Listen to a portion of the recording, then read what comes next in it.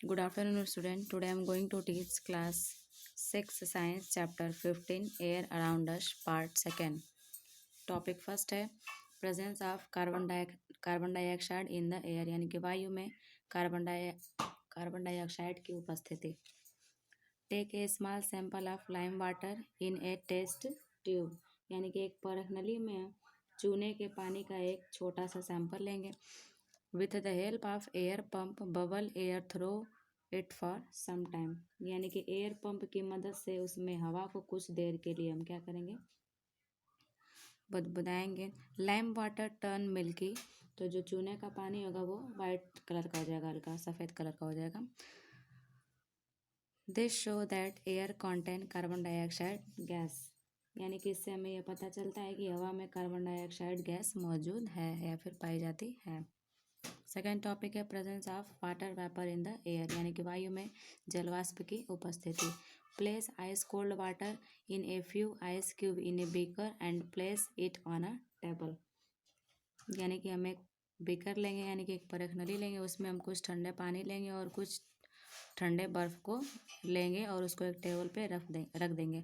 After some time you will find water droplets on the outer surface of the beaker यानी कि कुछ देर बाद आप देखेंगे कि बीकर की बाहरी सतह पर पानी की बूंदें हैं।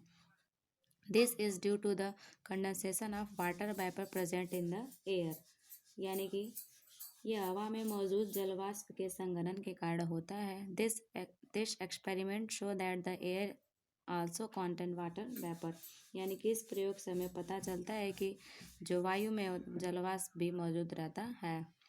The content of water vapour in the air is express in term of humidity और रिलेटिव ह्यूमिडिटी यानी कि वायु में जलवाष्प की मात्रा को आर्द्रता या सापेक्षिक आर्द्रता के रूप में जाना जाता है। नेक्स्ट टॉपिक है presence of dust smoke particle in the air यानी कि वायु में धूल या धुएं के जो पार्टिकल्स होते हैं उनकी मौजूदगी। Air also contain fine dust smoke particles यानी कि वायु में हमारे स्मोक या फिर डस्ट पार्टिकल भी मौजूद रहते हैं। The quantity of this particle is higher in industrial area and around desert area यानी कि इस डस्ट पार्टिकल की जो मात्रा होती है औद्योगिक क्षेत्र में और डेजर्ट क्षेत्र में काफ़ी अधिक होती है। To show the presence of dust smoke particle in the air perform the following experiment यानी कि वायु में डस्ट और स्मोक पार्टिकल मौजूद रहने के लिए ये पता करने के लिए हमें कुछ एक्सपेरिमेंट करने होंगे। Take a clean dry watch glass यानी कि हम क्या लेंगे, एक स्वच्छ ड्राई वॉच ग्लास लेंगे। Apply a little grease on its inner surface and place it at an open place यानी कि इस पर थोड़ा सा ग्रीस लगा लें और यानी कि इसकी भीतरी सतह पर थोड़ा सा हम ग्रीस लगा लेंगे और इसे एक खुले स्थान पर रखेंगे। After a few hour time wipe its inner surface with a white cotton cloth यानी कि कुछ घंटों के बाद इसको हम एक सूती कपड़े से पोंछ लेंगे। Observe the piece of cotton, तो हम क्या करेंगे, कॉटन के टुकड़े को ऑब्जर्व करेंगे फिर देखेंगे। Dust smoke particle on the cloth confirm the presence of dust smoke particle in the air यानी कि धुआं कपड़े पर मौजूद कण हवा और धूल के कणों की मौजूदगी को पुष्टि करता है। नेक्स्ट टॉपिक है how do animal and plant living in water and soil gate oxygen यानी कि पानी और मिट्टी में रहने वाले जानवर और पौधे कैसे ऑक्सीजन प्राप्त करते हैं। All living things need energy for their activity यानी कि सभी सजीव जीव को उनकी क्रियाएं करने के लिए ऊर्जा की आवश्यकता होती है। This energy come from the food यानी कि यह ऊर्जा हमें भोजन से प्राप्त होती है। The food taken by a living organism combine with oxygen inside its body to produce energy.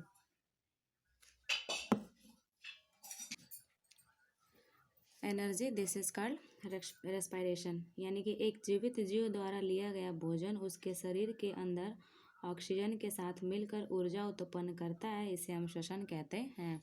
Living organism get the required oxygen in one or more of the following way यानी कि जितने भी हमारे लिविंग ऑर्गेनिज्म होते हैं उन्हें oxygen की एक या एक से अधिक चीज़ों में उनकी आवश्यकता होती है। नंबर फर्स्ट है डायरेक्टली फ्रॉम द एयर यानी कि प्रत्यक्ष रूप से हवा से। The living organism living on the earth take in oxygen from the air during respiration. यानी कि पृथ्वी पर रहने वाले जीव श्वसन के दौरान वायु से ऑक्सीजन ग्रहण करते हैं। Carbon dioxide and water vapour produce during the process are given out. यानी कि इस प्रक्रिया के दौरान उत्पादित कार्बन डाइऑक्साइड और जलवाष्प बाहर कर दिए जाते हैं। Birds mammal including human beings breathe in through lungs. यानी कि मनुष्य सहित पक्षी स्तनधारी फेफड़े से सांस लेते हैं।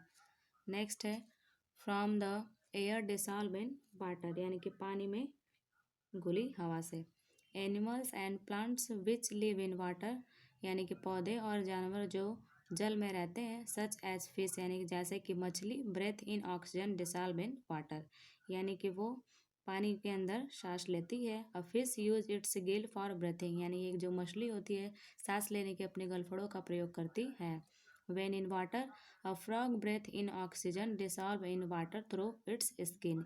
यानी कि एक जो मेढक होता है जब वो जल में रहता है तो अपनी त्वचा के माध्यम से ऑक्सीजन को ग्रहण करता है। While on the land it breathe through its lung. जबकि वह भूमि पर रहता है फिर पृथ्वी पर रहता है तो वो अपने लंग्स यानी कि फेफड़ों की सहायता से सांस लेता है।